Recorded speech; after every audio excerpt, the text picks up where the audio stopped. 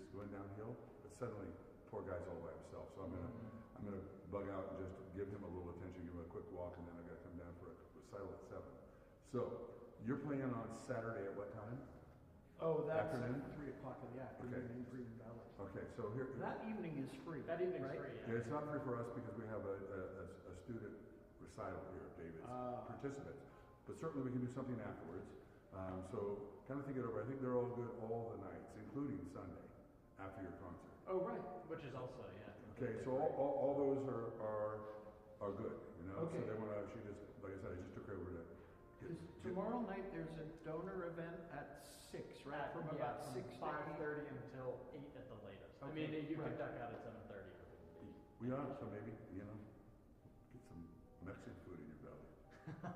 That's what they went Essential. for. Is that a dinner? The donor No, event? it's just hors d'oeuvres and wine. Oh, so I see. if you want to Yes. have dinner afterwards. Oh, so then you get soaked for free and then we feed you. Yeah. So because alcohol in the restaurants is quite expensive these that days. sounds great. Well, yeah.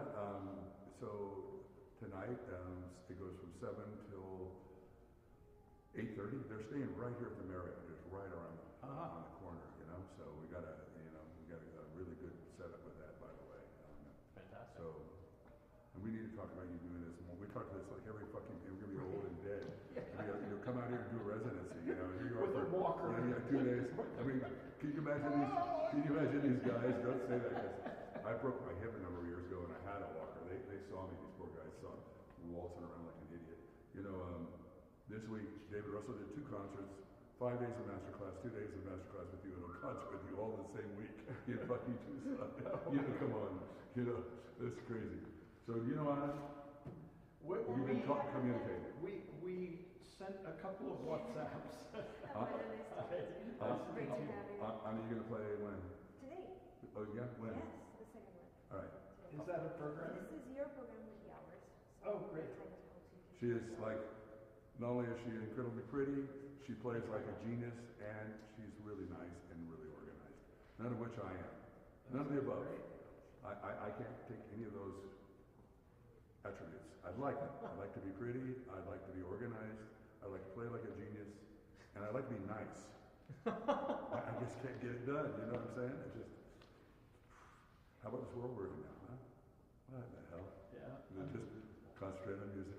Yeah, Concentrate on the people you love. Absolutely. You know? I mean, just, unfortunately, my sweetheart left on Tuesday. You would have met her. You missed her by 2 days. So I have a Brazilian student at the moment who's from not far from your area. Curitiba. Yeah, that was the center for early music. They call it ancient music down there. Because Nigel's ex-wife was his first lute teacher. I see.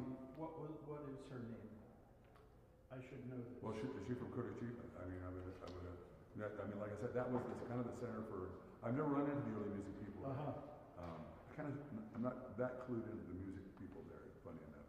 Who's first today? Is it John? Is it Jesus? Jesus.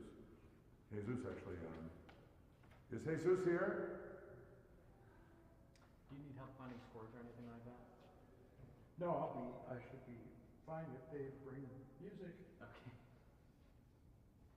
Well, I'm going to be around, so if there's anything I can do, just let me know. I did a class for Chris Wilkie, my former student at Cincinnati, a couple of years ago. And everybody knows, you know, I have repertoire that I understand from, you know, Of course. 1450 until, I don't know, 1830 or something like that. I But understand anything. don't throw crazy stuff at Right, me. Martin. He had a student who was playing some Ponce piece I'd never seen in my life. That was in 5/4. Check. Oh, nice.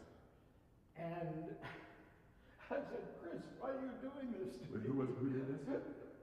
It was some student of Chris Wilkie at Cincinnati. I see. Was playing I don't this. know Chris. And Chris, why are you doing this to me? Well, that's what the guy was working on. So I thought, I don't know the first thing about, you know, except just making beautiful music. But I listened to it and I thought, if I weren't staring at the scoreboards. Hey, Jesus, are you here? No. You You know you're playing today for Paul Odette. Do you know that? Yeah, my sister is in the hospital. Oh, that's horrible.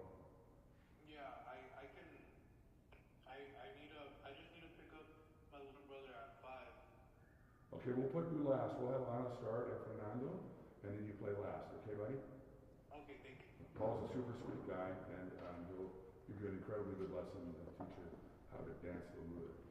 Okay? Yeah, he's a great guy. He's a dear friend of mine, so don't worry about it. I'm sorry about your sister. What happened? She's Ana, pregnant you need to be first. she has high blood And then pressure. Yeah, Fernando, yes, fine. Yeah, That's okay. Yeah, she has. Have to do a C-section or. Yeah, no, of course, that's very intense stuff. All right, man, well, listen, we'll see you when you're here. Okay, I may have to leave during your lesson. I wouldn't want to at all, but Oscar is, as you can imagine, without Cassie, he's kind of bewildered. He's never been alone in his life, and I've got to come back at 7 again for the recital. So I need to go home and give him a little attention between the class and the recital, okay? Okay. Don't take offense, okay, if I don't hear you. All right? Okay, so yeah. All right, bye. Kid's unbelievably talented kid. He's a DACA kid.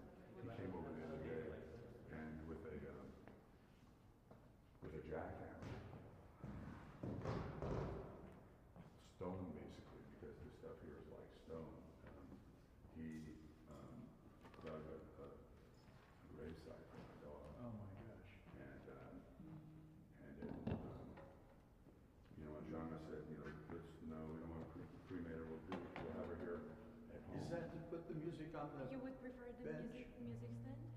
I mean, it's okay there. I was thinking just for the audience, because Yeah, it blocks yeah, no, everything. that's fine. But Oh. if you'd prefer. Oh, look at this.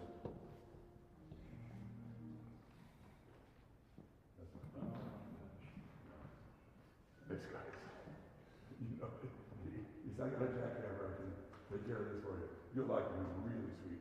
He couldn't go to the university because of the first drunk. Because he was a DACA kid. They wouldn't give him any money. He's an incredibly sweet kid and very, very, he's not a musical genius yet, but he's very talented. All right, you ready, buddy? Yes, sir. I appreciate it. I'm just gonna put this on the side here so I can keep this in a pencil. Good. Because I like to write stuff. And so Anna will be your time person. Is that good? She'll tell you 5 minutes. You want that, or do you want to do it yourself? Yeah, that's probably a good idea. Go. First of all, in all the classes, everybody, I don't know how many billion times I've said this, but sit in the first 4 rows, because for Paul to be, kind of teaching the guy out that corner, it's just a lot nicer if there are people in here. I think that would be better, so you can hear what he's saying and all that business, and do the same with David's classes. I just want to take a moment and thank Paul and the Early Music Society for being here. I met Paul in 1970 or something. Yeah. You were 17. How were you in 1970? When were you born? 54. Okay, so it was 1971 or 72, and he had just come from Switzerland. He was using old guitar strings on the lute because they didn't have lute strings, so they didn't sound too bright.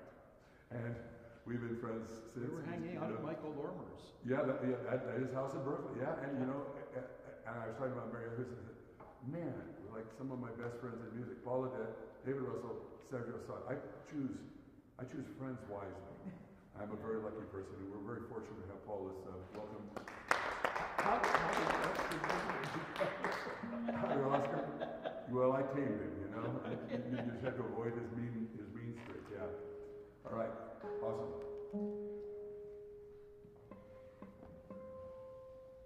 Okay. You're using Tillman's version. Yes. And I'm also playing in the original key. In E flat. Uh-huh. Great.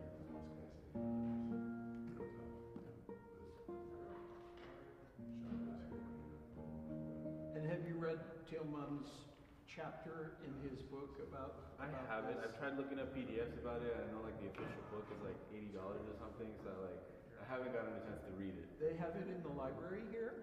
Oh, okay. I don't know. It's a question. Tom, What? does your library here have Thielmann's books on Bach? I don't know that they do, but people are quite, oh, you mean the books where he talks about each of the pieces? Yeah, each movement Yeah. of each lute suite Yeah, right, is right, about right. 250 pages Yeah, with yeah, I know. 97 footnotes. Yeah, right, I It's know. it's Even insane, that. but so It's quite informative. It's quite good, yes, it is. Where he analyzes even performances like Leonard and so forth. And he plays this on solo cello, He does. the prelude to 998. And it sounds really good.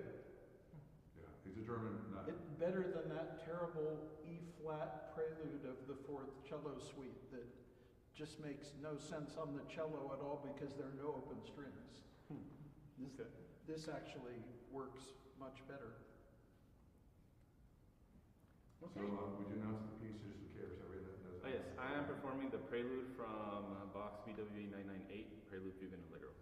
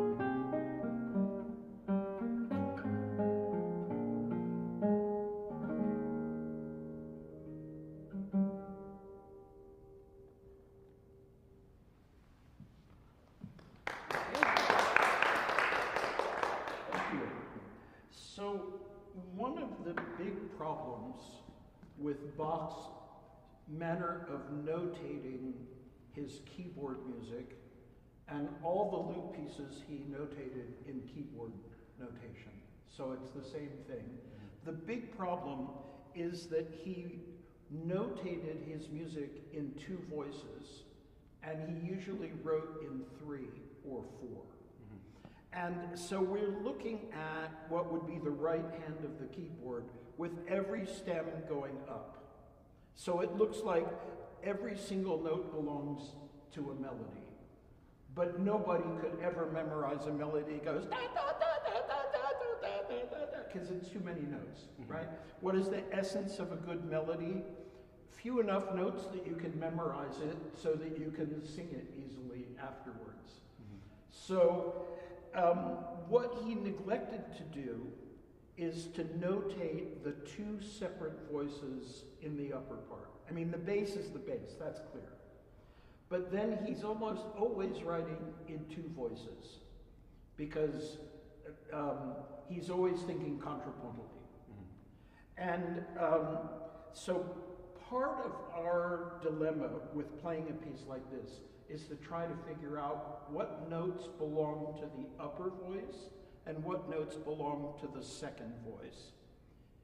Because he wrote a lot of orchestral music, like the sinfonias to the cantatas, and my theory is this was originally written as a sinfonia to a cantata. You would have had a first violin part and a second violin part. If we can bring out those voices, it's a lot more interesting for the listener to listen to, because it's very difficult to really wrap our brain around 3.5 minutes of 8 notes all the way through. At a certain point, we're not really sure what to listen to. So let's try to create a little bit of structure and clarity here. The clearest part of this movement, where you can really see the 3 separate voices, is in bar 30. So what I want to do is find these 3 voices. So first of all, could you just play the bass? He's written a boogie woogie bass.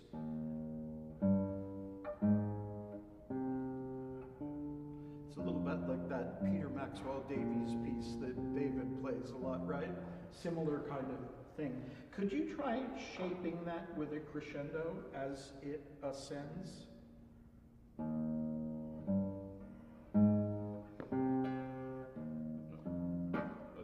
So that note is important, right?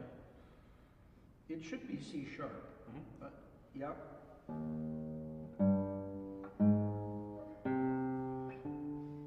Yeah, that should be the strongest note, the C sharp, right? It's the top of the line. Okay. And just a very basic principle that Baroque musicians were taught from their first lessons: as a default, ascending lines crescendo, descending lines diminuendo. It's related to speaking, and when we speak, the more excited we get, the more our voices go up, and as we become more relaxed, our voices trail down. There are lots and lots of exceptions. It's not paint by number. It's just the default way they would look at things. Okay. So that ascending line says to a Baroque musician, crescendo.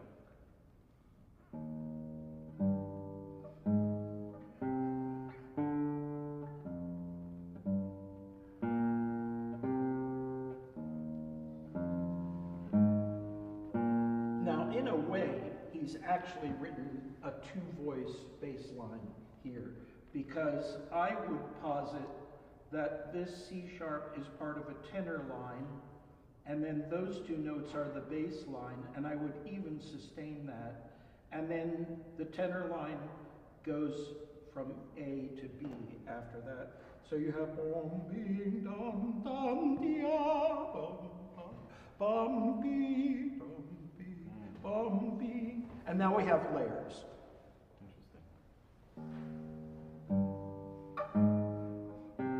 To there, hold that note, and then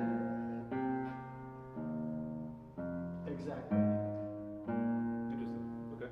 And now you have a dialogue between the bottom voices, right? So, where's the melody? I think it's the inner voice where it goes. Exactly. So that would have been a second violin part in an orchestral piece. So could you just play that melody And let's find out how to shape that as beautifully as possible.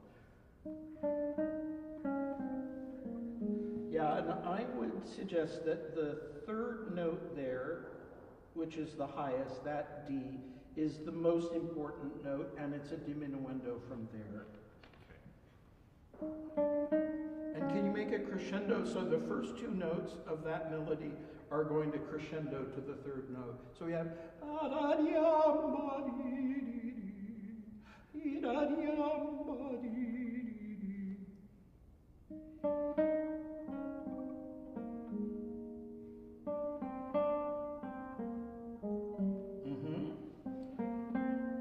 And then we have on the macro level, we have the same thing with that descending melody line, which is lower each bar. So we have a diminuendo over the whole thing, at the same time that the bass line is ascending and crescendoing. This is challenging on one instrument. You can do it with a string group or with an orchestra because everybody can phrase independently.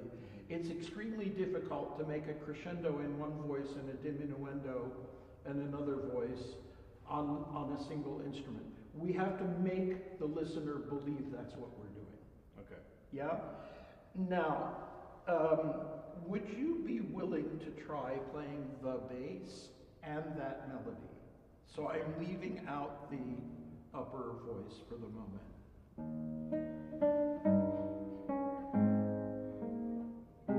And really sostenuto on that melody.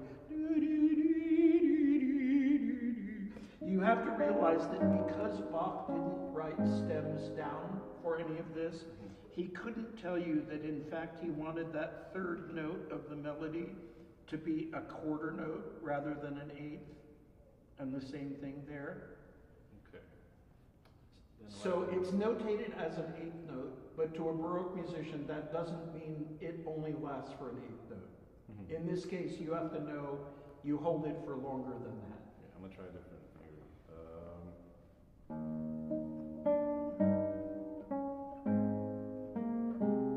Okay, now I'm gonna see if I can shape it.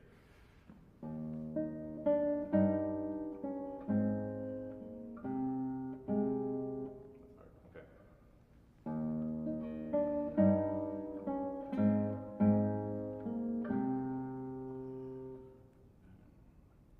And as much flow as possible. So I would love to feel that we have a dotted quarter note pulse. Okay. This piece in 12/8 to a Baroque musician is in 4. It's not in 12. Because the eighth note was never a beat unit in the 18th century. They always thought of larger note values for that. So a Baroque musician is thinking, bom, bom, bee, dum, dee. That's the beat. Okay. And that means you have some flexibility with the inner voices. So then, like saying for like a bunch of the rest that are like written in, pretty much it's just like choosing where. The rests in the bass of the Bach lute harpsichord music is controversial. Personally, I think it's descriptive rather than prescriptive. What does that mean? It means it's describing the fact that on the Baroque lute or on the Lautenwerk, the gut-strung harpsichord, those notes don't last very long. They have a rapid decay. So it's describing the way the notes sound, not prescribing how you should play. I often hear people desperately try to stop all of the bass notes in a piece like this, and it sounds completely artificial to do that. It's just telling you that the notes on gut-strung instruments decay quickly and they don't last for full value. Okay. Yeah? Okay, so we have one more voice we have to account for. So what's that? Well, I think it's definitely just like a pedal tone, but I don't know what out of the four voicing, the instrumentation you would use for it, but. So it starts on the beat, right? And then you have two notes that are off the beat, so two syncopations. And then in the end of the bar, we have a 2-note upbeat to this downbeat. So this is a kind of writing Bach writes often for flute in the cantatas, because it can make a very light, short bum, bum, bum, da da dee, dum, dum, da da dee, and we definitely want to feel that syncopation. Okay. Do you want to try it just once by itself? Sure. And it's going to need to be a little bit stronger than that because, remember, that is the highest of all of those bars in question, going lower and lower and lower.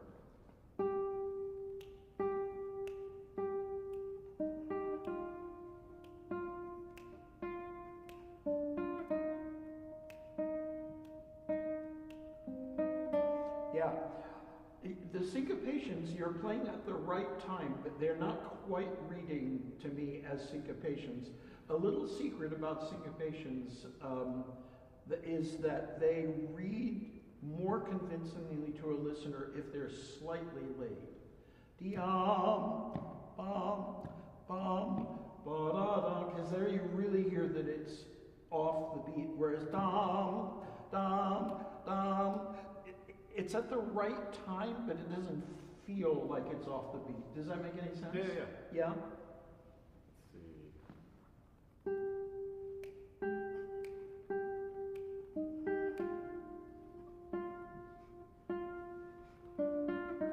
Okay, good. That's coming together.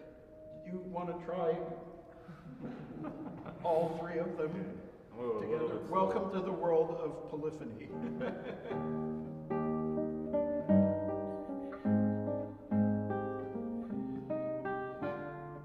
So I'd love it if those two pickup notes, the ta-da-dum, were legatissimo, really sostenuto. Ba-da-dum.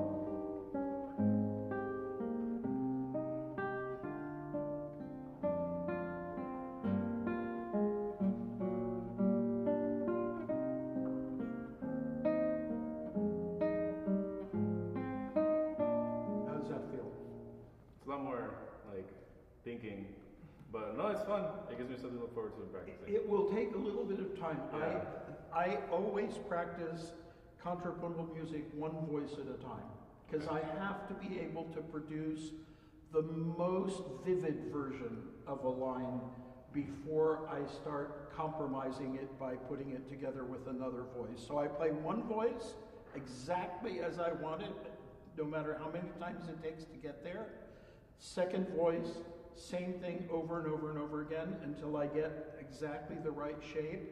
Then put those together and discover the ways in which one voice distracts you from being able to play the other the way you just did when you played it independently. And then see if you can find a way to make them sound like two independent voices. And then you can do another two. So combining different voices and then putting it all together. Now, once you've done that, you start to look for all of the other places in the piece where there are three voices and not two. And it carries on from there, right? What happens in this bar, 33?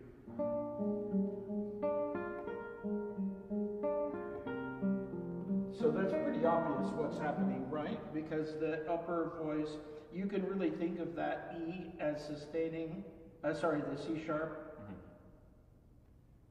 Da-da-ding, da-da-dee-um, da-da-ding. That's really holding the eighth notes much longer than notated, but that was the standard practice. And then you have this commentary part in the middle voice, the dee-da-dee, dee-da-dee. Would that little motive be the same over here where like that third note is the most important? Or is... I think so, yeah. Okay. So... And obviously he's playing with that motive from the very beginning of the piece, right?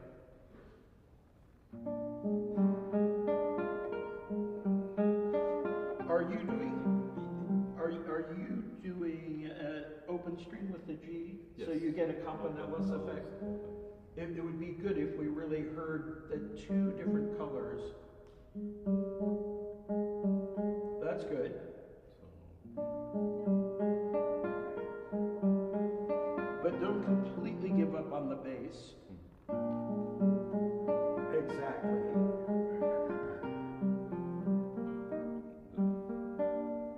D.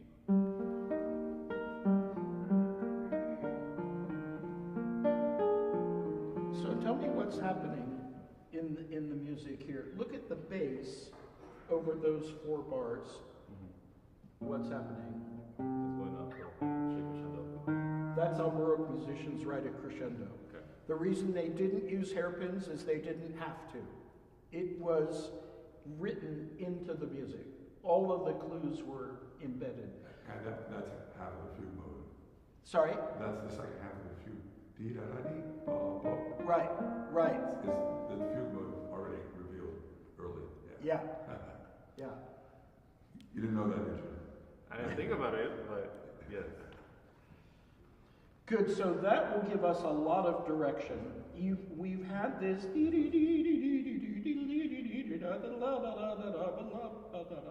and that's the bottom, right? Because it was all diminuendo to there. And now we have this rising bass line, and it's the opposite shape. Okay.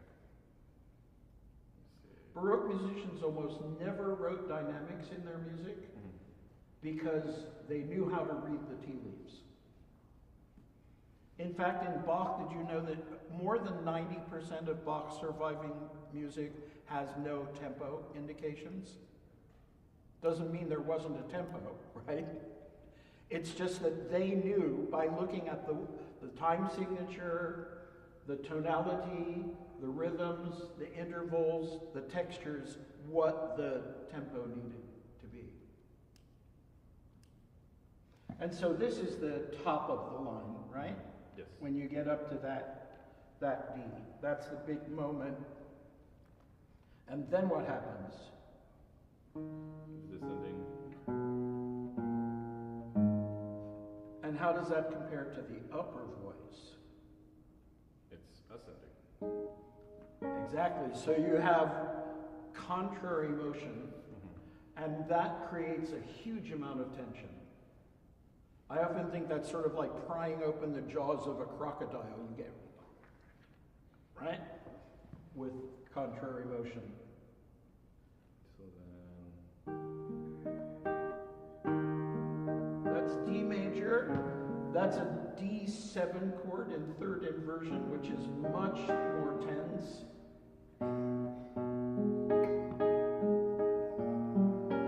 And here's the climax of the whole thing, right? And then we have a little written out cadenza, which I think you can take completely out of time. Oh, okay.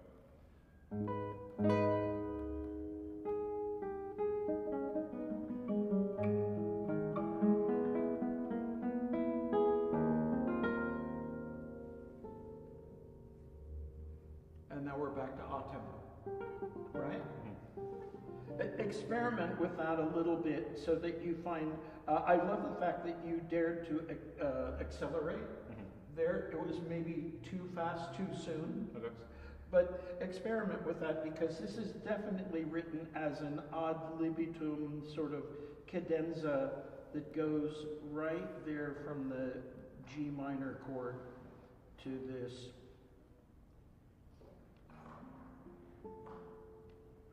Yeah. And I noticed you put the bass note before the beat. Could you try it once with the bass note on the beat? Because I think harmonically would be stronger. No, but arpeggiate. Arpeggiate, but put the bass note on the beat. So then. Yeah, you can make a broader arpeggio. Brum. Okay. Yeah. Okay, so pretty much just like. It's just that the pa-chunk, putting the bass note before the beat, is something that the Baroque sources say never to do. It's of course exactly how modern violinists play Bach with which is what all the sources say. Don't ever do that. Put the bass note on the beat, roll the other notes after the beat. So it'd be 1, 2, 3, 4. Yeah. Okay. Like Villa-Lobos where you put the melody on the beat.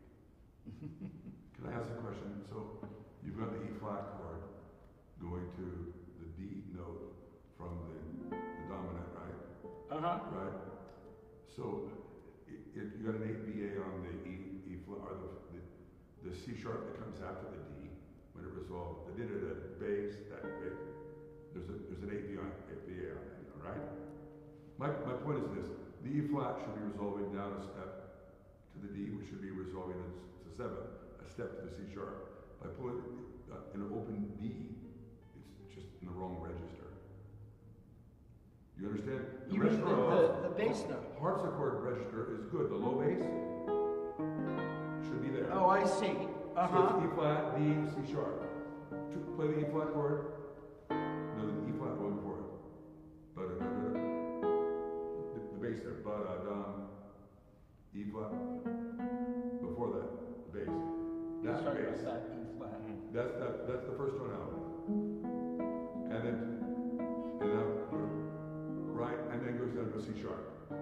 Right. If you put the low bass, you've got a 7th that's not resolving by a half step down. Right. But on the harpsichord, yes, it goes down to a little. Because you hear the E flat resolving to D. And it keeps going down. They're all lower. Right. But in the guitar part, all I'm saying, I don't know whose version is this. It's Tillman. And he does this one. Those are his notes. Yeah. Sounds weird to my ear. Yeah. What do you think? Yeah, I agree. I see that. On the harpsichord, it indeed is a low, and it keeps going down to a low C sharp. Right? Yeah. But we can't do it here unless Right. you get an 8-string guitar or whatever. Right. Anyway. Okay, there's so many things to talk about in this piece. Let's talk about the beginning for a moment. So, I see you've written some Roman numerals here for harmonies, but there are more harmonies there than your Roman numerals. Yeah. So, in the first couple of bars, Bach does what he loves doing over pedals, which is to have 2 harmonies per bar. So he starts with, I'm just looking at the D major version because it's easier for those of us looking at a score in D major. So we have D major. What's this harmony in the middle of the first bar? G. Yeah, over a D pedal, right? So it's a 6/4. Okay. So we have D major, and then there's a 6/4, and the first indication, the first note that tells us there's a harmony change is the B in the middle of the bar. So, dee-da-dee-da-da-dee-yum, that note is really important because it's the change of harmony. And then what does Bach do? He spells it out for us. And if you can hold all 3 of those notes across 3 strings, that'll help us to understand the harmony. Okay. Yeah? I think you did that, right? Right. Let's follow this a little bit further. Now we're back to D major, right? Then would that be a 7 chord, the C sharp? You have C sharp and E, G. so that's, and G, it's a 7/4/2 harmony, which then goes back to D major. And now it's just a 6 there. And then going to a 6/4/2, so an E major chord, E major 7 in 3rd inversion. It might help us to understand this if you played just the harmonies. Play me a D major chord. And now the 6/4. Yeah, and you can restrike the bass. Yeah, and now D major. now the 742? Uh-huh. That's the most colorful one, right? So the least used harmonies are the D major ones.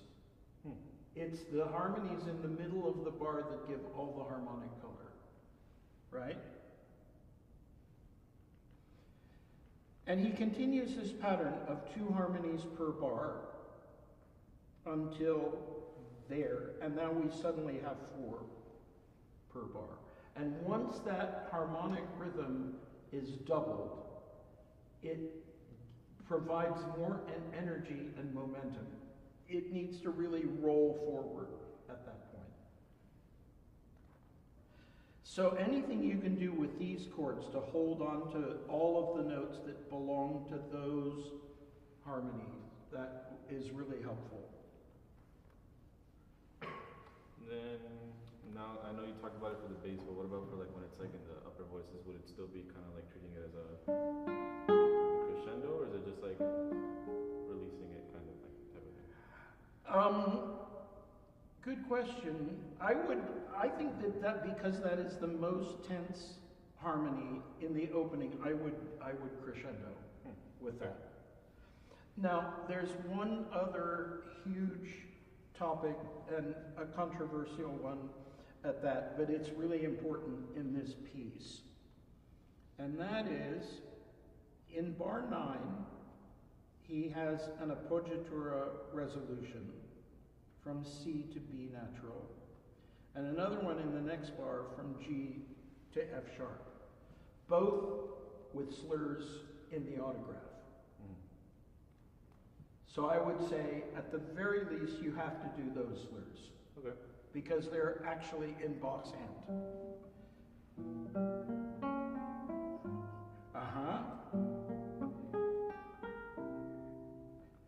And now, having set up that pattern with the appoggiatura resolution, descending stepwise melodies in 18th century music, especially in Bach, were almost always slurred. If you look at Baroque lute tablatures by Weiss, if you look at Falkenhagen's lute tablature version of 995, where you have a descending semitone, it's nearly always slurred in this repertoire. And I think it's because it creates a very convincing falling feel. Do you want to try that here? Exactly. And then, if you follow my logic here, it's also going to happen in the bar before.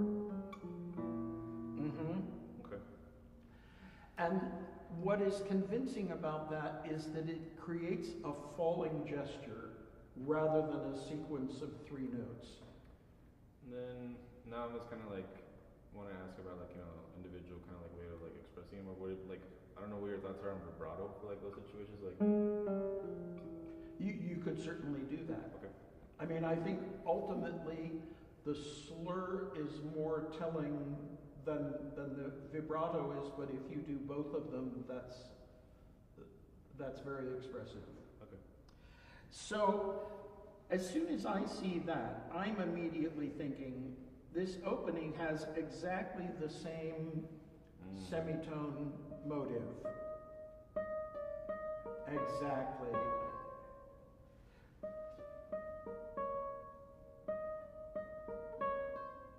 And I wouldn't go across the beat there, because especially when you're going to the new harmony. Okay. But the first 2 notes,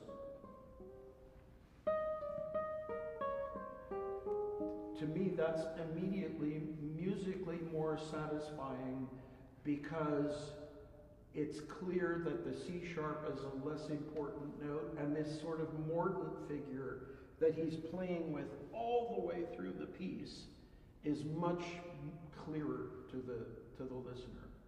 Okay. So you can do this or not. The guitar world has gone through many different stages regarding slurs in Bach, If you look at 19th century arrangements by Targa, for instance, or early Segovia arrangements, there are lots of slurs. None of them knew anything about Baroque practice. None of them had ever looked at a Baroque treatise, but they just intuitively felt what would be more musically fluid and more satisfying. So if you look at the Segovia arrangement of the Chacon, for instance, there are lots of slurs. And as he got older, and as guitars started having higher tension strings, he used fewer and fewer and fewer of them. And then the trend became, in the 1980s especially, thou shalt not slur in Bach on the guitar. And that's kind of the prevailing approach. But it makes the music sound extremely subdivided and overly notey, in my opinion. And if I always give my students an assignment in Baroque performance practice, we look at all of the surviving articulation examples by people like Quantz and Carl Philipp Emanuel Bach and Muffat and Monteclair and others. And then I give them 3 keyboard pieces, one of which is this prelude, which have no articulations. And they are to go to the library and look at obbligato parts in Bach cantatas to see what articulations he applied there, and then to apply those same articulations to the keyboard pieces. And it's life-changing, because today pianists are stuck between the school of thou must play legato on every note at all times, and the Glenn Gould, thou must play staccatissimo on all notes at all times, and they really don't know what to do. And what you see if you look at the Bach obbligato parts is the answer is C, none of the above. It's all about grouping notes according to their function. So if you have an important note followed by a less important note, what does the slur do? It makes the less important note less loud. And that was, in fact, the definition of a slur in the 18th century, a diminuendo. I remember when I was a young, aspiring classical guitarist, I practiced slur exercises for hours and hours and hours. How can I make the second note of the slur as loud as the first note? Well, it's impossible, according to the laws of physics, and it defeats the purpose of the slur, which has 2 important qualities. Number 1, it makes the first note stronger than the second note. You get that natural diminuendo. And the other thing is you get the most legato possible connection from one note to the next. So play around with that. You might like it, you might not like it, but here, for instance, there's another descending semitone. I just don't believe an 18th century musician would not have slurred that. Okay. You see, try from there. All 5. What? Okay. Paul, I have just a quick Yeah. question. In the beginning, where you're having those, the G chord going to the D chord and the 7th Yeah. chord, the last note of those then comes a bass note with nothing above it. Do you tie those over? Yeah, All those should be tied over, right? yeah. Yeah. That was the French practice of tenue, where you create some extra little dissonances by just subtly allowing things Because to then the ring next over. note, it connects that connects to that note, right? Is Yeah, that right? if you think of that B natural is just going to slightly hang over the bar, right? Exactly. And you see this beautiful little cross rhythm, dom, dee, da, dom. I'll just put stems down there so that you can see it. Does that make sense? Yeah.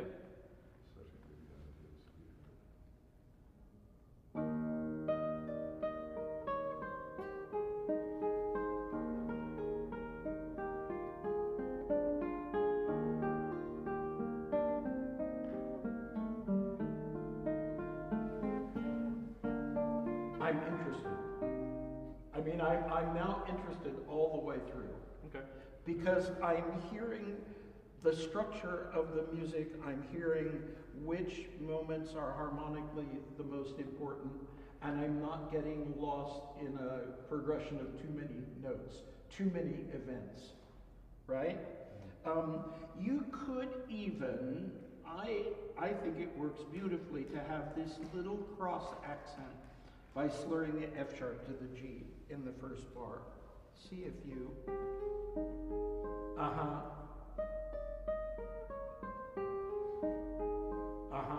and it does the same thing. It makes the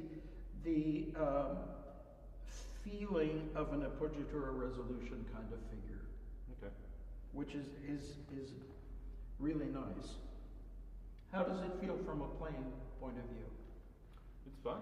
Like, to kind of have like more little things. It's going to give you more fluidity. Yeah. Because the problem is, if you play a 12-minute piece of Bach and every single note is singly articulated with the right hand, it gets really tiring, right? Yeah. So it's musically more fluid. It helps the hierarchy of which notes are important and which ones are less important, and it's easier to play. As long as you accept that the second note of a slur is going to be a little softer. I mean, inaudible is not good, but it doesn't need to be, it doesn't want to be the same volume. So that's going to give you a lot of options there. If you go through, as soon as you see particularly descending stepwise passages. Yeah. And if you're wandering around the library, I don't know, I imagine the library here has the complete works of Bach. You could also look it up on IMSLP. Just pick any volume of cantatas and start looking at the obbligato, oboe, flute, recorder, violin, cello, and you'll see Bach's articulations. Okay. Yeah. Why did he write them in there and not in the keyboard pieces, which have no articulations? Because all the keyboard music was for amateur aristocrats to play, and they all had daily lessons.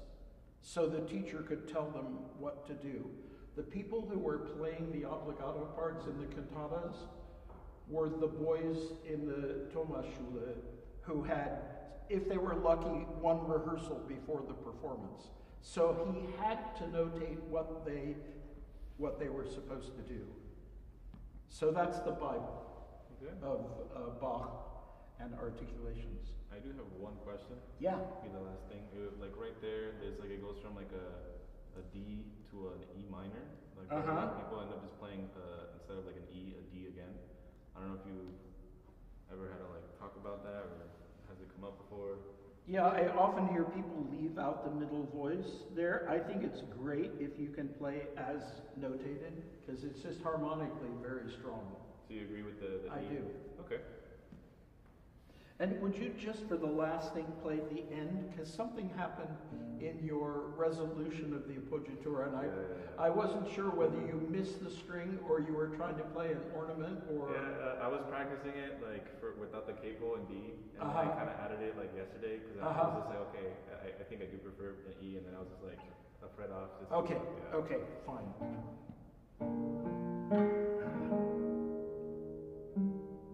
And the F sharp can be as soft as you dare. So the G is the interesting note, right? That's the appoggiatura. So that wants to be full on the downbeat and a very steep diminuendo to the resolution.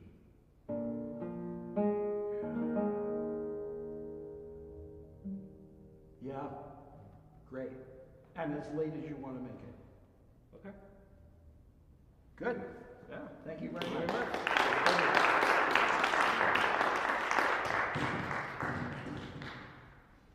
Is there like any player you said that has like recordings that you would say kind of like does a lot of based off what you talked about today? I think if you listen to Bach cantatas, you can hear the articulations that the instruments are playing, because most people today are going to play those printed articulations. Yes. If you listen to lute music by Sylvius Leopold Weiss, who Okay. Bach copied and befriended, that'll give you some good examples. Cool. Thank you very much. Good. Oh, I Yes. pinched your pencil. That's a really naughty habit of mine.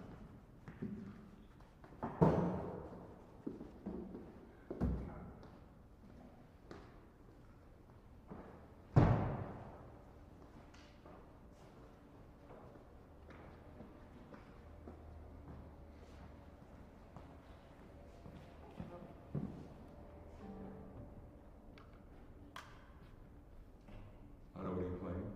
Scarlatti, K27. So, there's a recital at 7, Anna. So, we gotta get the last one right at 6. No, it has nothing to do with you. When Jesus is playing that lesson, we need to prompt and leave at 6. But I think we're good. What's that? I think we're good with time. We have 1 hour and 4 minutes for 2 40-minute lessons. The math I study in school doesn't, and Paul is a very friendly and giving guy. It's just, we don't wanna ruin this guy's rehearsal time, because he's playing a performance at 7. Oh, That's okay. all. Well, you tell me when to stop. Yeah, yeah, we'll do that. Otherwise, I'll go on all night. You're a great guy. And this is a wonderful. You know that when Sylvius Leopold Weiss went to Rome, and he stayed in Rome for a while, he shared a house with Alessandro and Domenico Scarlatti. Wow. And there is a manuscript of pieces that Weiss composed in Rome, in which he was clearly trying to imitate the Scarlattis. And even in some of the music that he wrote after he returned to Germany, there's still lots of influences of the Scarlattis. That would have been an after-dinner concert playing back and forth I would love to have been present for, huh? For sure. I also have the original just in case.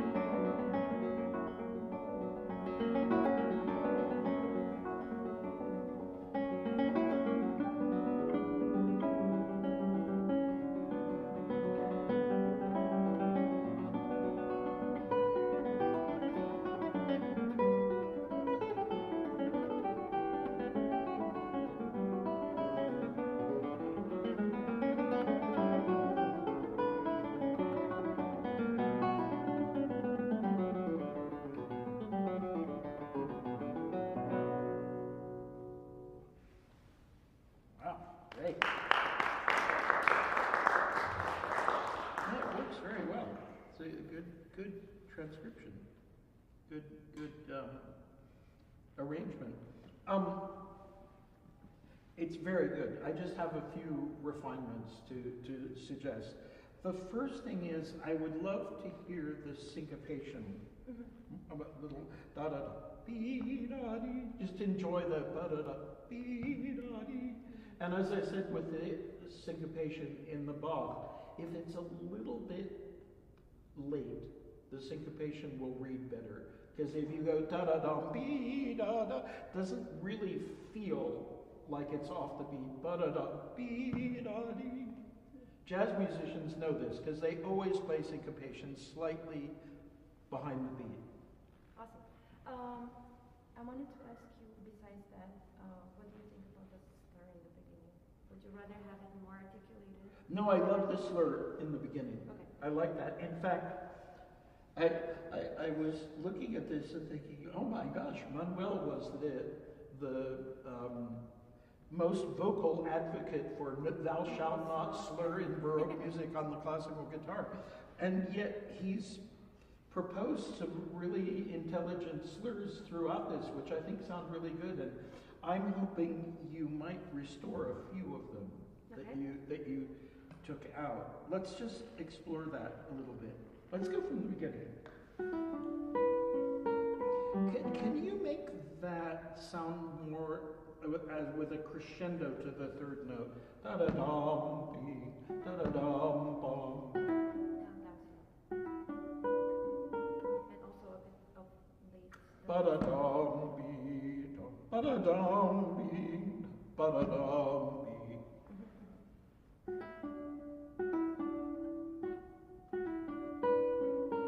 It's still a little shy, the third note. Ba da da dee dum. That's it.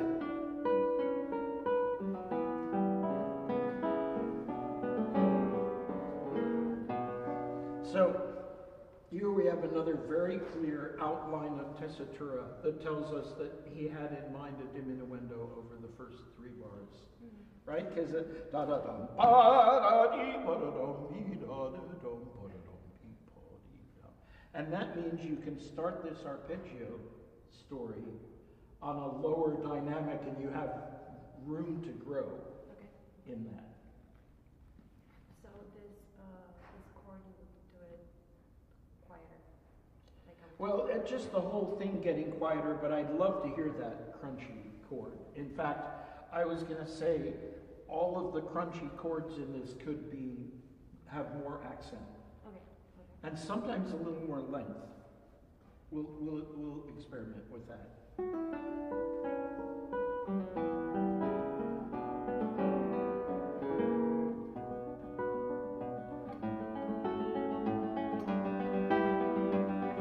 So this is a Baroque musician's very favorite device.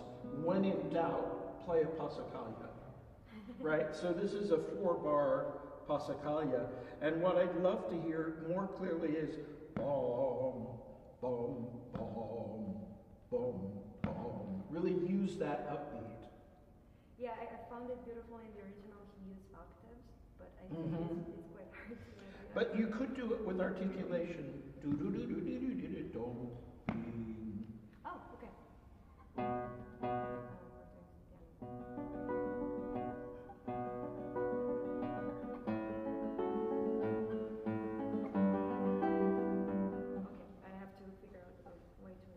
You'll have to practice that to find how much is too much articulation. But I think that feeling of upbeat being a little staccato is effective.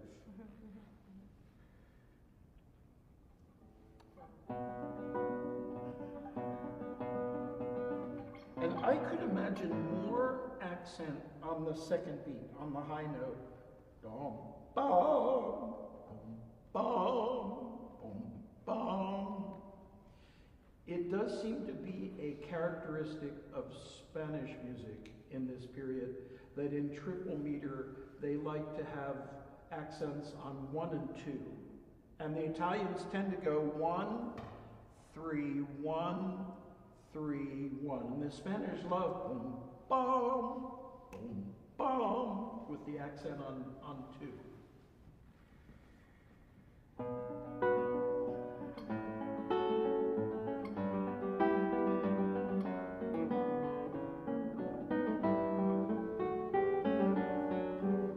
So here, let's look at the tessitura.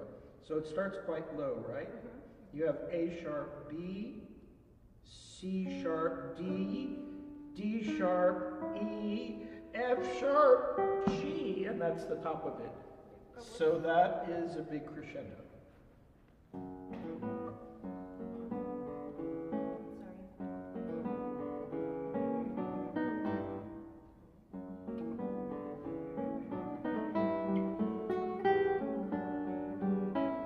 And that's going down, right? So the peak is the G at the top.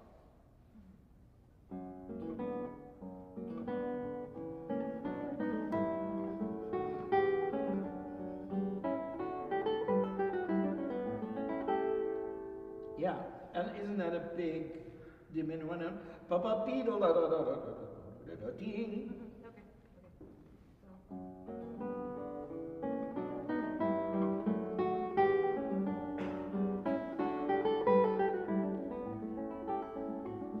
Yeah, and I would love to hear that dissonance a little bit more clearly.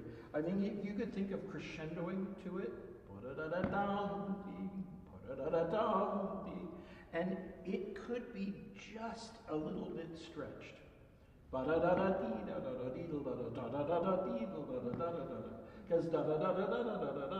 you don't have any time to bring out the dissonance.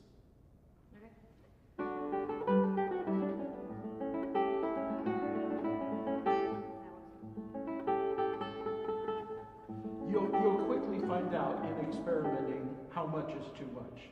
Because you stretch it and no, I think that's over the line. And then you can find the... But also at the same time, you would have both notes equal in terms of balance. Yeah. Yeah, because I felt the G was too loud, so that's why it sounded a bit weird.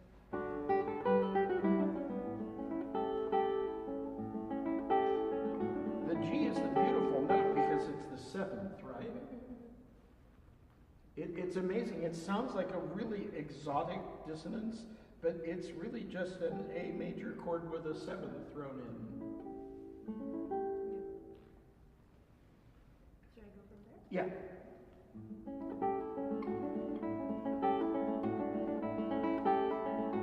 And it seems like the third beat is the resolution, right?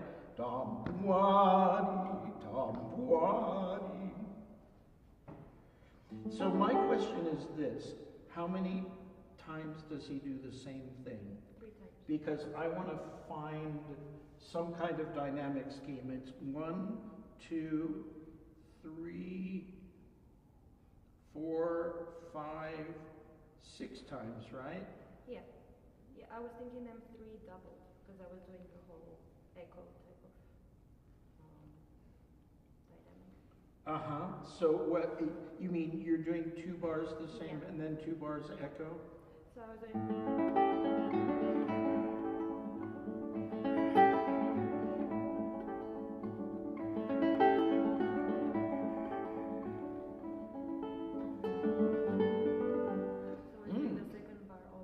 You did a lot more dynamic contrast that time than when you played the whole piece, and it was really effective. This is great. I only wonder if it's too predictable to do forte, piano, forte, piano, forte, piano. Maybe you could go forte, piano, mezzo forte, più forte, and then you go into the new material. Okay. I think that might give a little bit more variety.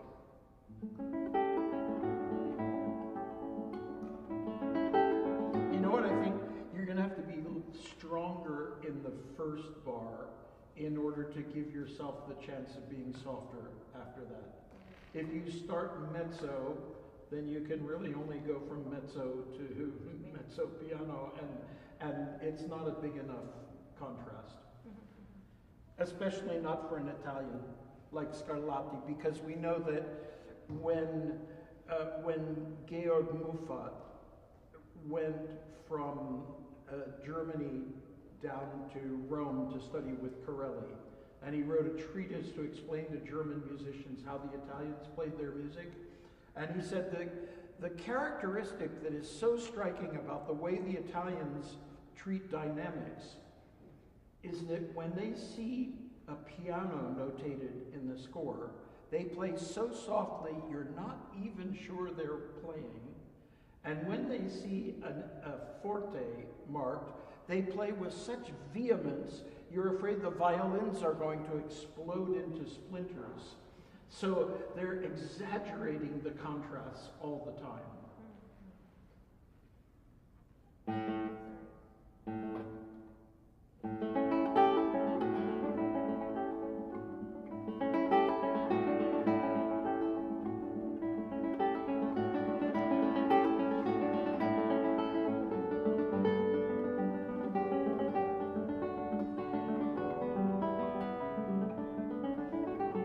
That's great.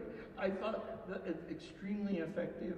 The length that you held the appoggiatura there could be a little bit more the other two times.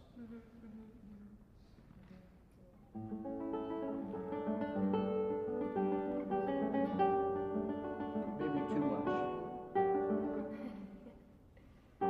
Nicholas Arncourt always said, you don't know where the boundaries of good taste end until you go too far. And you say, okay, that was too much, then you can go back a little bit.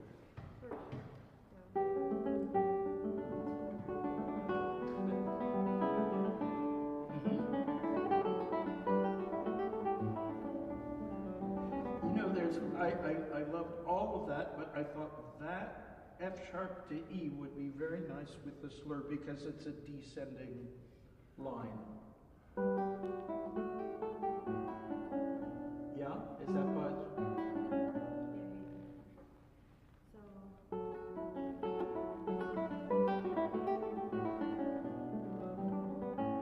And that's really a surprise, isn't it? Because it's a deceptive cadence. Yeah, it's so beautiful. So maybe you could go subito piano there.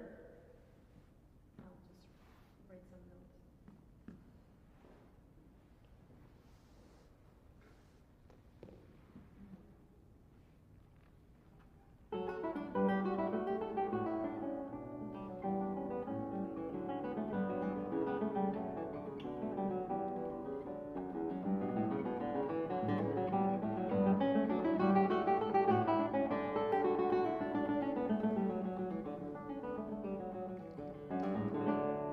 So that's all excellent. Can we try a version from here with even more crescendo to go to there?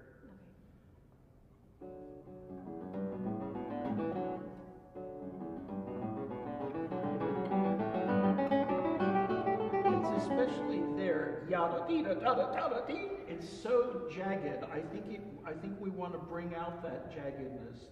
If it sounds like da da da da da da da da da, it's not as exciting. But da da da da da da da da.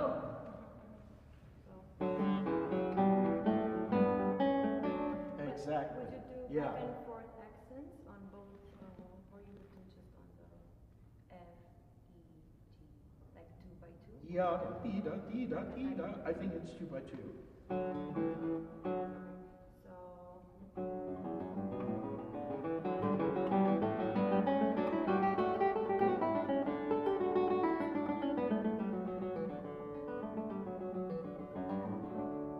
Yeah, good. So you're thinking that is diminuendo to there and then continues diminuendo? I'm trying to hide that gap because on the harpsichord it just keeps going. We Uh-huh. have so many octaves. I'm trying to Right. hide the jump with dynamics so that it feels continuous, but I don't know if it's working. I just wonder if that might be a little stronger. Oh yeah, I was thinking of just doing a statement right here. Mm-hmm. But I think it's pretty obvious. Yeah. Yeah, that's good. I think that's very effective. There was one slur. Where was it? No, it wasn't there.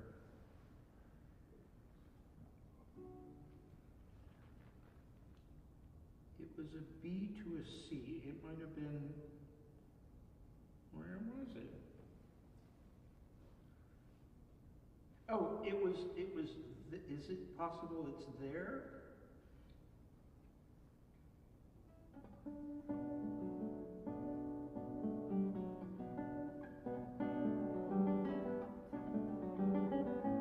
Yeah, that's what you,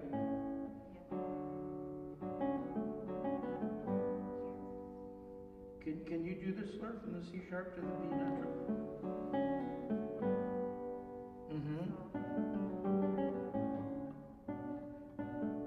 Would you like me to do all the slurs on the top?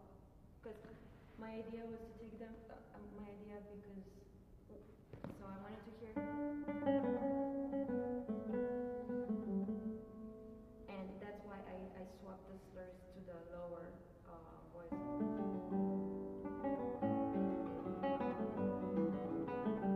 But I can play with the slurs to see how it sounds. I would be inclined to put the slur from the D to the C sharp there. And not what Manuel wrote. Yeah, I don't really see the reason for the slur going on the C sharp there because it's a falling line.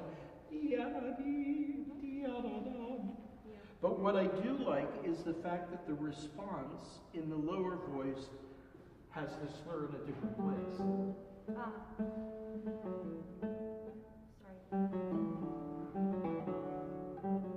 Instead of. I mean, it can work both ways.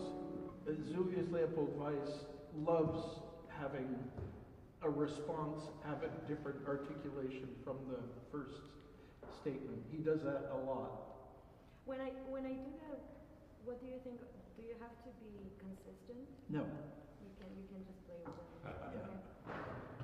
No, I mean for one voice, for example, if I just do da da da every time for Weiss that is voice, never consistent. you're perfect. It depends on where the open strings lie, and if it's too awkward to put a slur in the place where there's the pattern he's established, he just moves it. That's great.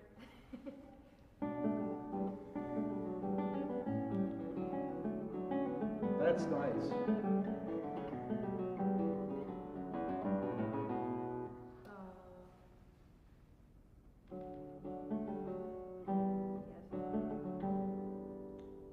Excuse me, Anna, so I'm trying to kind of work it out for everyone to get good time with Paul.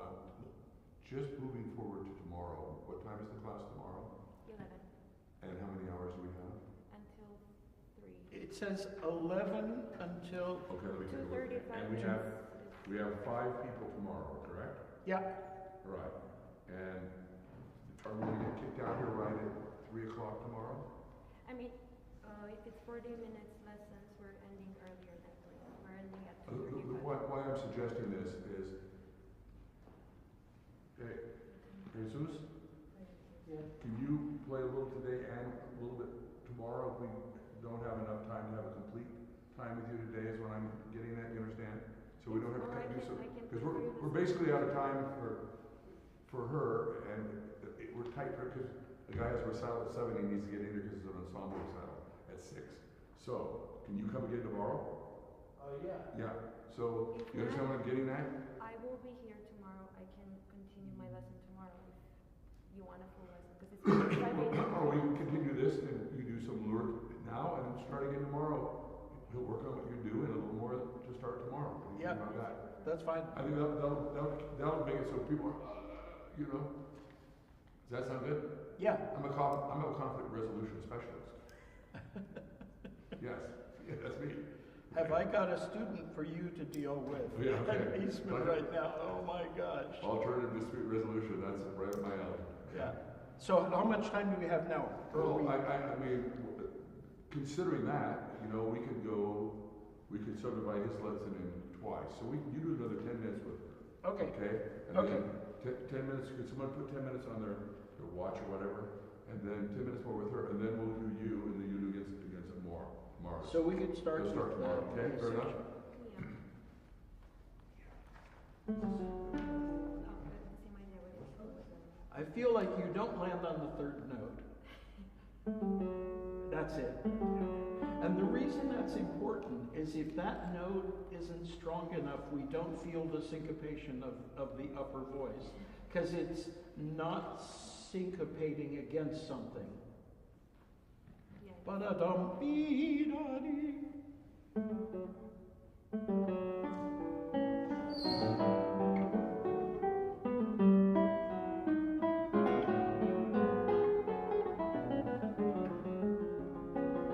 So I'm looking at my nerdy Baroque way of viewing the world, and I see that descending semitone A to G sharp, and I'm thinking that would be really nice to slur. I agree, yeah. It's not a problem technically, is it?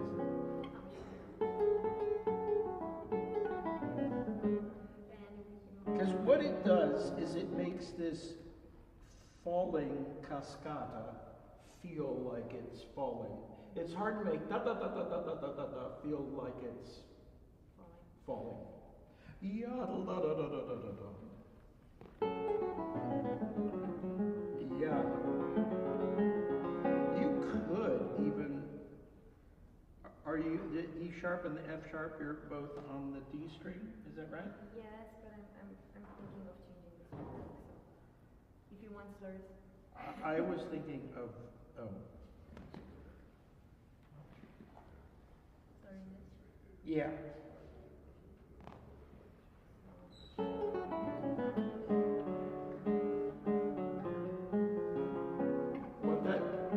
The other thing it does there is it makes the E sharp, which is quite a kinky note there, it's much more prominent if you slur, because it makes the F sharp softer. Exactly.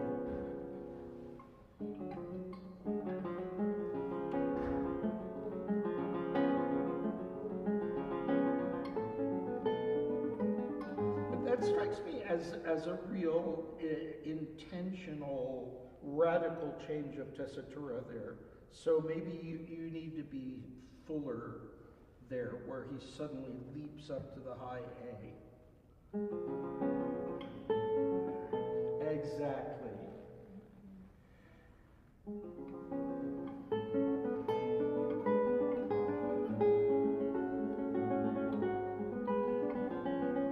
So if I were only playing a melody instrument, I had dum tiari, tiari.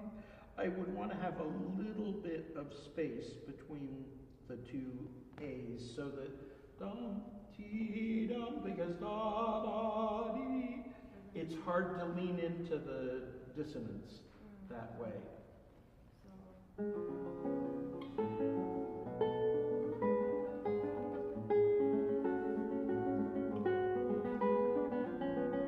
In that direction, yeah. Maybe that was a bit too much, but Just don't overdo it, but dum ti ah dee, I think is better than da da dee. It's generally true that in Baroque treatises they say an upbeat to an appoggiatura should always be played detached, because you need what the French called silence d'articulation. It sounds pretentious, but it just means if you have an eighth note upbeat, you turn it into a 16th with a 16th rest. Or a quarter note would be an eighth note with an eighth note rest. And that gives more prominence to the attack of the appoggiatura that follows. Does that make sense? Yes. Because the appoggiatura is then coming out of silence. I wish we had a good English word, but silence d'articulation or silenzio d'articolazione in Italian, it sounds great. Articulatory silence sounds like something they send you to the hospital for. Doesn't really work so well in English. That's funny. should I go to the? Yeah, let's go on. That's so beautiful, that seventh there. I'm thinking of how to do, because we had in the first half the same idea in the bass, and now I'm thinking of doing the articulation in the top. He's just flipped it upside down. Yeah, yeah, yeah. They loved doing that.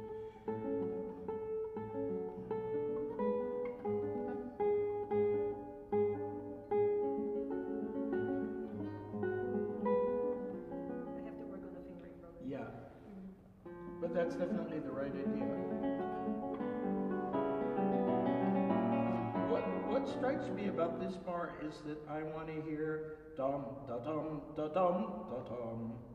That's the outline. It's as if he had written a dotted eighth A followed by a 16th A followed by a dotted eighth C sharp. You see what I mean? Yeah, bum ba bum ba bum. Yeah. I think is more interesting than just an arpeggio because da da da da da da da da da. It's just a little flat, but dum da dum da dum sounds quite exciting. For sure, for sure. Again, it's a matter of fingering Mhm. probably.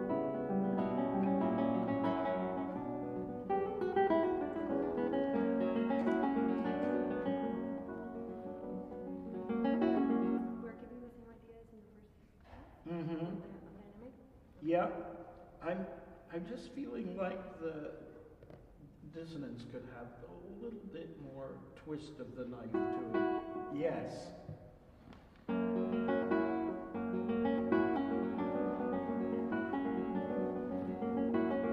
Yeah.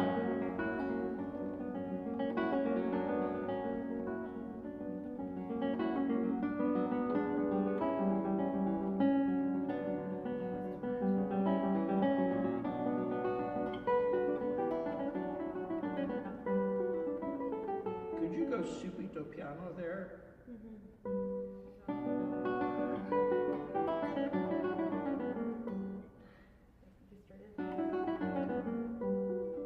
Because at least I think there's going to be a spectacular cadence there. The end, right? And then it's completely surprising that For sure.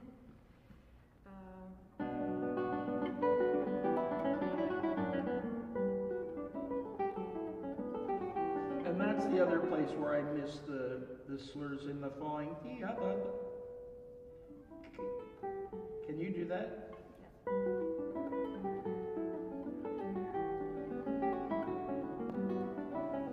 It's so much more elegant that way for the shape of the figure. Because otherwise the danger is da da da da da da da da da da da da da. It just sounds like For sure. too many notes.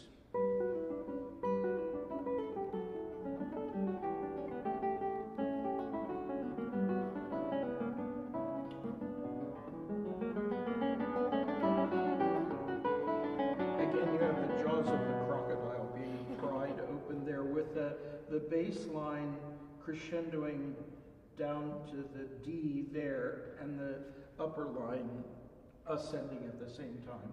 That just needs a massive crescendo.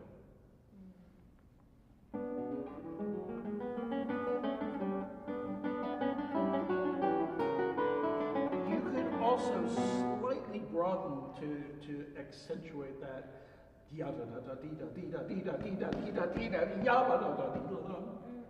That increases the tension.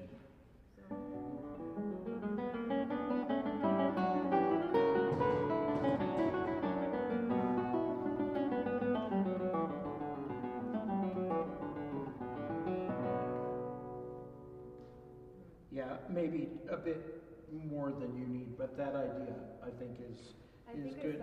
I'm trying to figure out how to make the end more exciting. What happens if you do this rinforzato? So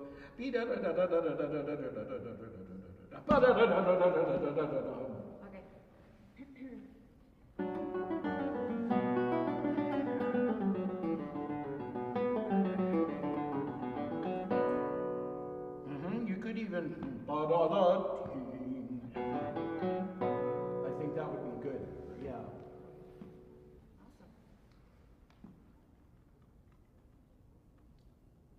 It's such a special music. There's, He is amazing. yeah, and there are what, 500 of them? Wish we could play all of them. And you know what gets left out all the time is all of the contemporaries. There are quite a few Portuguese and Spanish composers writing in a very similar style, and in some cases the same quality, but nobody plays Seixas, for instance. Fantastic music. Because I don't even know. Yeah, notate that stuff and make a book of it. And Lopez, also Oh, she- incredible. All my guys are always looking for a doctoral thesis. Soler, So that I can. the Soler Fandango is an unbelievable piece. That's another thing. Yeah. Thank you so much. Great, thank you. Wonderful.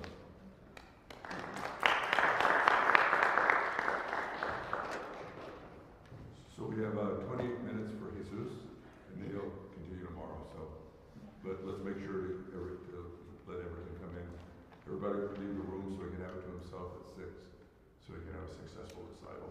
And it's a lure, right? Yeah. So we'll try to make it as alluring as possible, right? There you go. And this is the Come to Jesus meeting. Come to Jesus. This is the Come to Jesus meeting. This is Jesus. Hi, nice to meet you. One of those moments, right? Thanks for being here.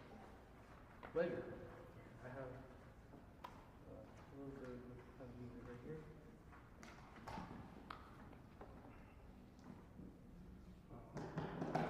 Is it okay if I change the songs that I do? Is it okay if we do the bottom? You want to play something else? No, Yeah, absolutely. yeah. Absolutely.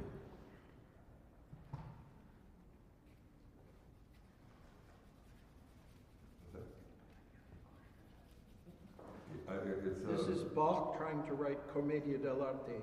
No, he's going to change to an L.A. Carter piece. Is that all right? Is that cool? You're game, right? Or Paul. I taught a master class not too long ago. People know, what my area is, and I'm kind of at sea when you get to the 20th century.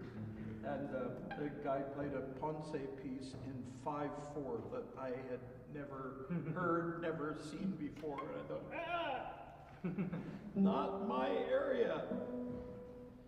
But I was able to ascertain that it didn't sound like it was in 5/4, so we made it sound like 5/4, and I thought that was the right direction. What will you play? Jesus, announce it. I'll be playing the Gavotte on Rondo by Johann Sebastian Bach.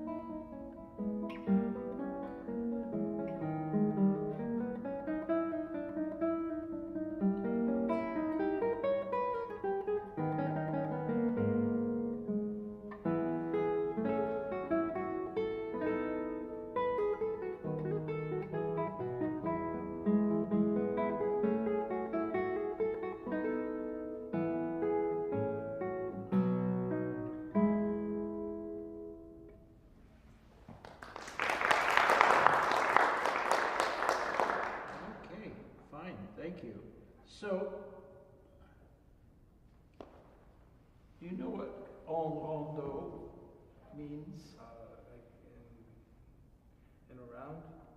Like Yeah, you have normally all of the Baroque dances, except for the Passacaglia and the Chaconne and the Folia, were in binary form.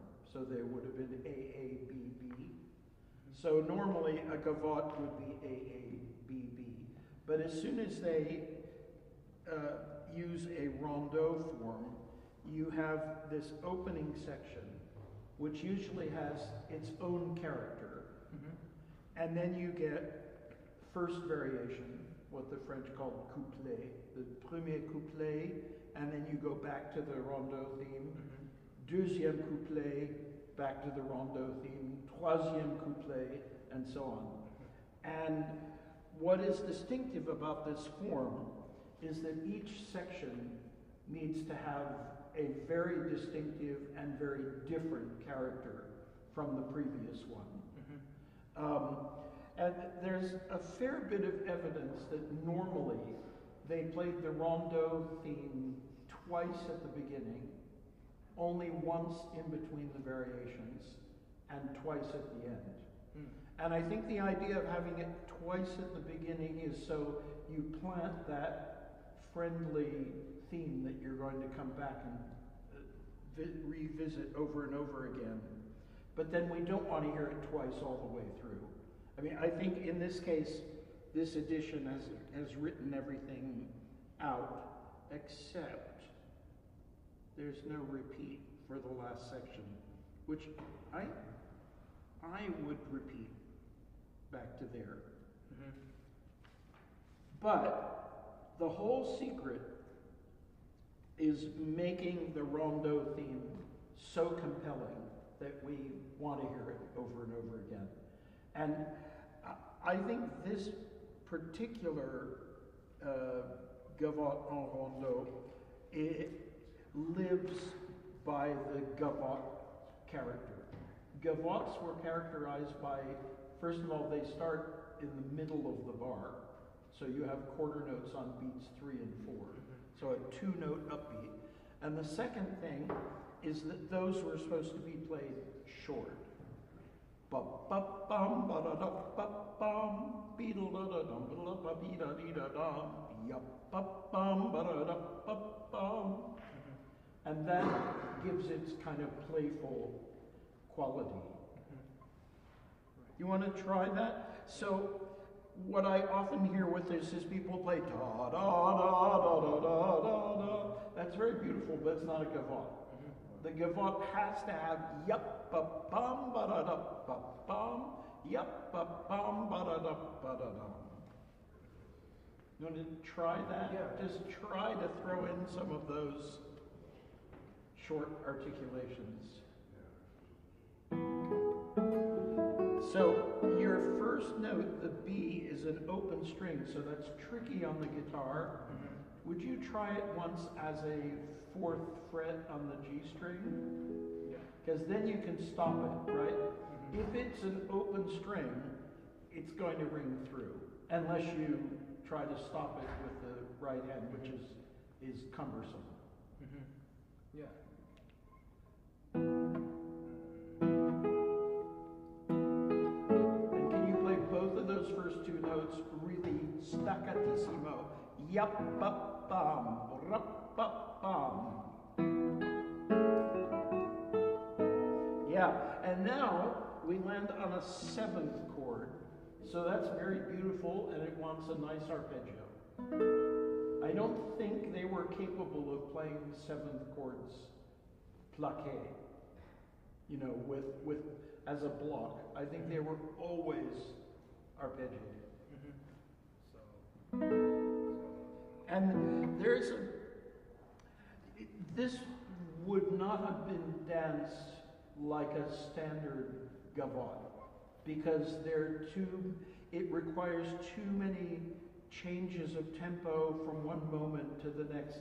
So this would have been done as pantomime at the time.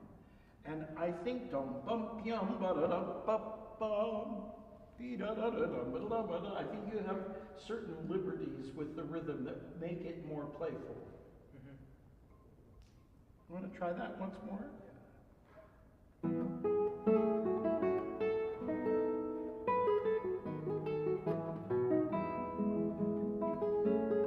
Seventh chord.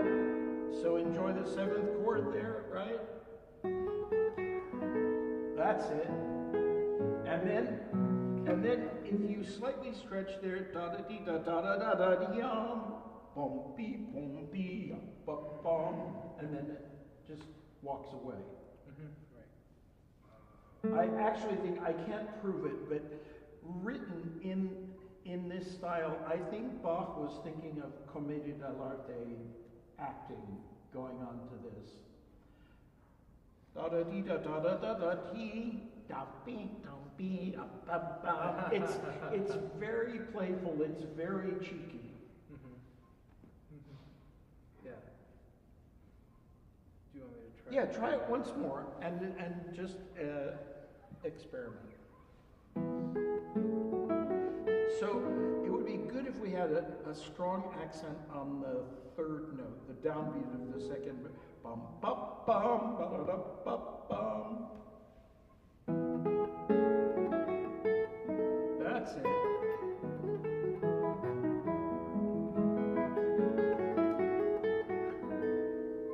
Bing, bum, bum, bum. That's starting to be fun, right? You're probably feeling a little naughty. Oh, am I allowed to do that with Bach? Am I allowed to have fun with Bach, or shouldn't it be deadly serious? Right, yeah. But I'll tell you the wisest comment I ever heard anyone make about this music. The one thing we know for sure, when Bach wrote this music, he was alive. But isn't that the thing we forget all the time? Because we play like dead people's music, thinking, bowing down to the great master, but that's not the way he played his own music. We know he was full of beans. He loved telling dirty jokes. He loved wicked fast tempos. He loved playing around with the tempo. Yeah. So have fun with it. Think fun music, not classical music. Right? Good. So I love that when you sped up at the end, that gave really good quality. Maybe I would leave out that appoggiatura the first time through. You could then add it the second time. Okay. Because it would be cleaner. Don't be bum bum be yum bum bum ba da da bum bum. And then the second time bum be bum ba be then we're ready for the first variation. I think it's a nice preparation for the variation. So, what is the character of the I think it's first a little variation? sadder, a little more serious. It's not as bouncy, right? Yeah. It's definitely a little bit more contemplative.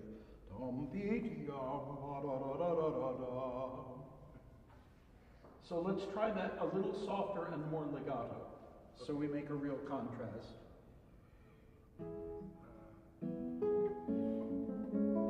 So now you're not going to do what you did in the beginning, da-bum-bum, but more hearts and flowers.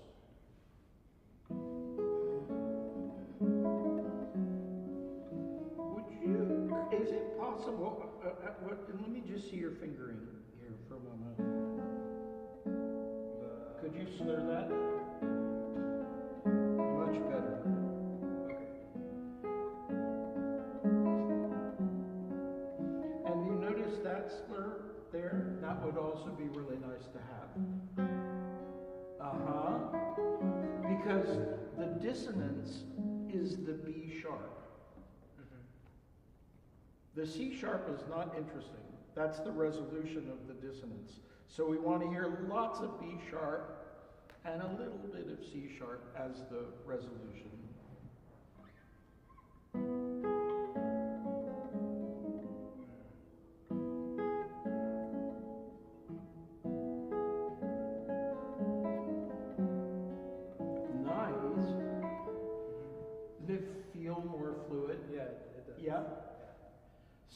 going to encourage you with all of your ba.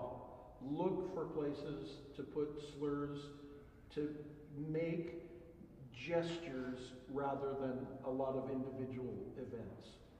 Because the problem with Baroque music is there are too many notes. And I don't mean that to be facetious. I mean, if you look at a page of Baroque music, it's usually yards of 16th notes, right? How do you make that interesting? By using a variety of articulations. Because if the whole thing goes da da da da da da da da da da da da da, after 25 seconds, the whole audience is channel surfing, right? Because we don't know how to even process that much information. Da da da da da da da da da da da da da. We don't know what you're listening to. But if they go that's like looking at a mountain with a valley, right? You have an image in your head and not da da da da da.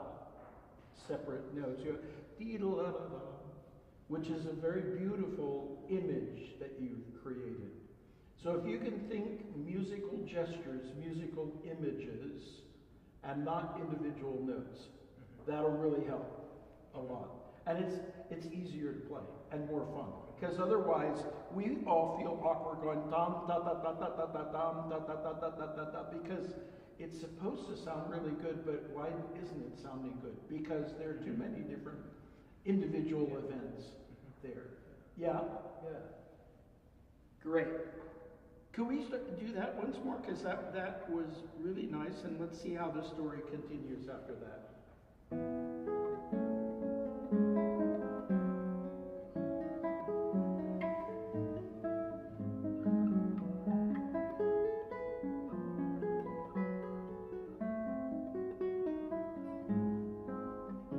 Good. In these ascending arpeggios, how many of the notes can you hold over at the same time? Do you have some that are on 4 strings, or are they? That works.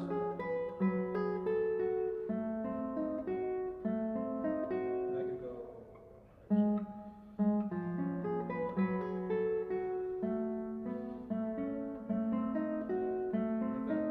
That's nice. Because what we want to hear are the harmonies. And if you let go of all the notes, then we hear da da da da, and I lose the harmonic context. If you hold on to the notes, then we get a beautiful harmony. That one is the most important, right? Because that's the most wicked dissonance. And maybe here, to remind us that we're in a gavotte, dom, bop, bom, bop. I'm just saying the B sharp could be.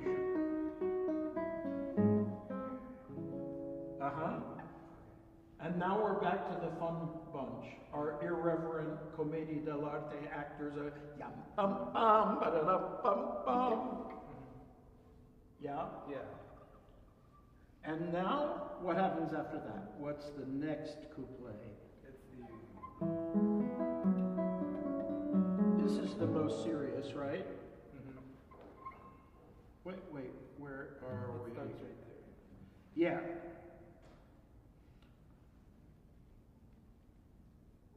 Yeah, so let's start right there.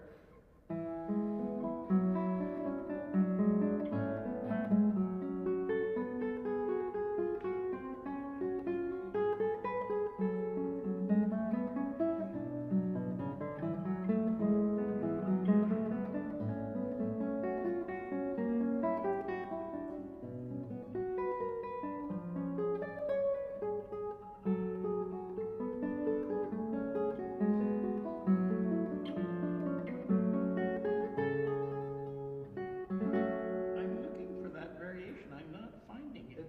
Oh, wait.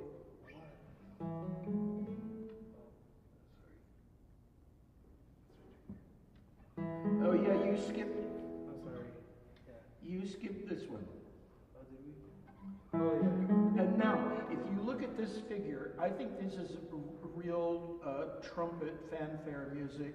La da da da da ba ba beep bum.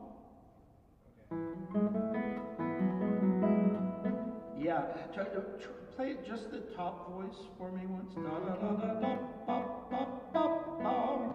Right? Isn't that a bum bum beep bum? So you could go ponticello for this. I would do it. You could do it all the way from there. That's yeah. And now the place where we really need the slur, the editors added it here for you. Yeah, that's it. And then, can you go subito dolce?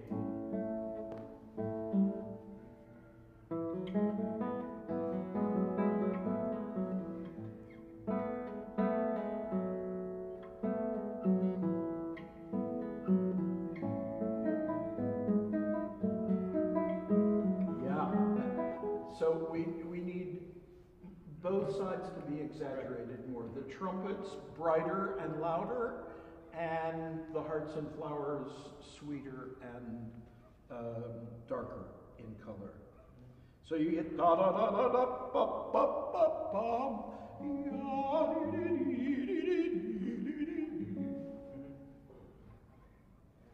Yeah. Right down there.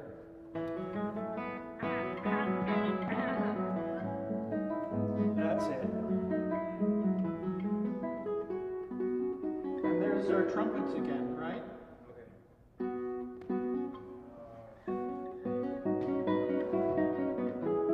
Oops. And can we have that slur?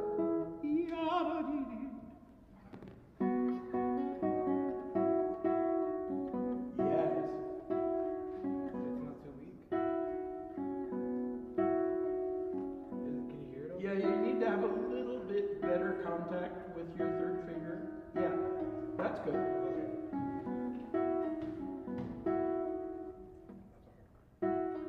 But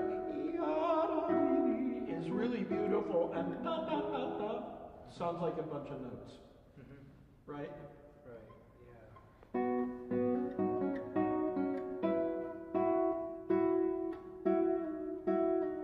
Beautiful.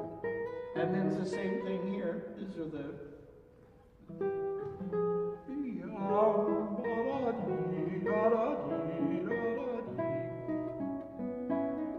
now we're back to trumpets. Bam, bam, bam. Bam, bam. And now that could be beautiful. And give yourself time for that. Da da dee da. Nice.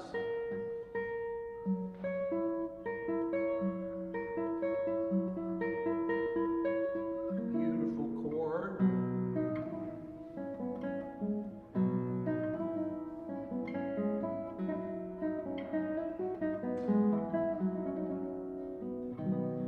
And then the fun bunch is back.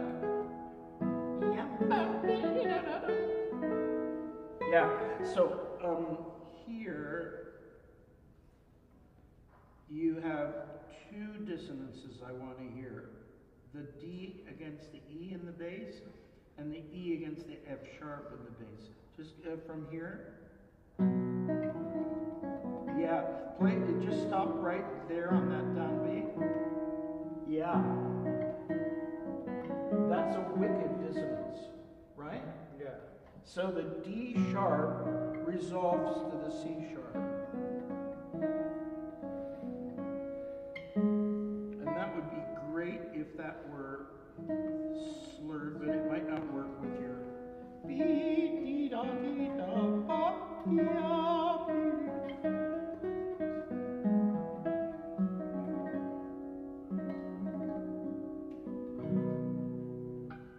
yeah.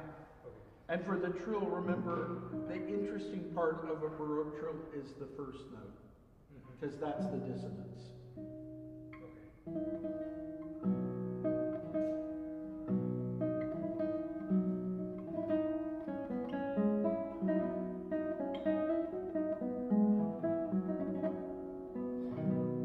Okay, and then we had our little commedia rondo theme, and now what's happening here?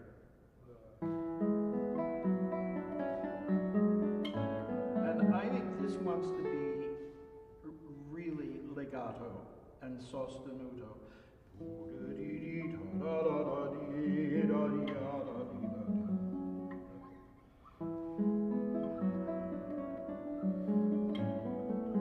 That one's a slur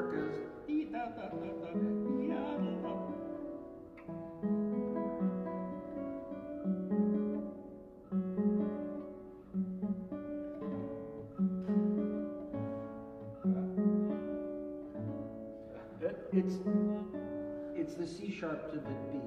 Oh, the C sharp. That's it.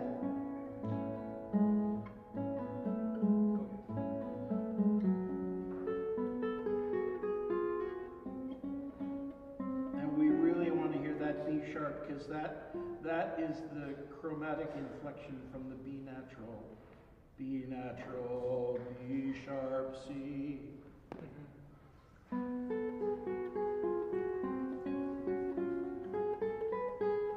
And I think here you'd also be well advised to have a you slur the G sharp to the A.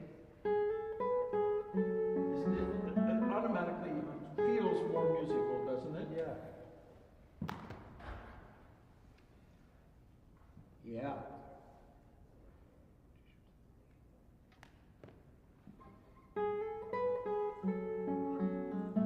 Would you put a star right there too? Good. Excellent.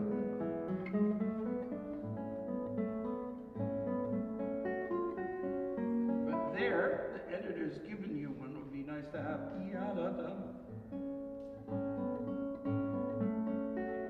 Oh, I play that cross string. Oh. Okay, but then do the cross string. Allow the F sharp to ring over the E sharp. Because a cross string can imitate a slur. Exactly. And you have a descending line. The F sharp to E. That's it. Same thing there. Exactly. Excellent.